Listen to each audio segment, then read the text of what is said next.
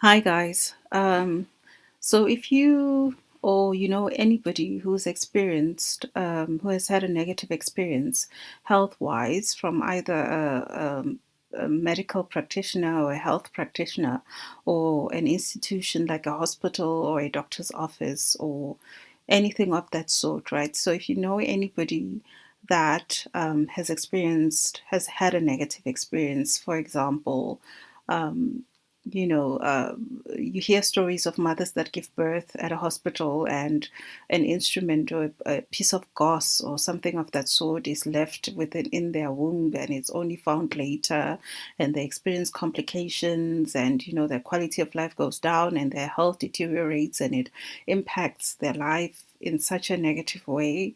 And at the end of the day, they go back to the hospital and the gauze is taken out, and it's like, oh, sorry for the mistake. And then they're just supposed to go on with life as though nothing has happened, as though they haven't been through a period, the most traumatic period of their lives, right? You hear situations of mothers being left alone to give birth on the floor, for example, and nurses just passing by, not paying attention.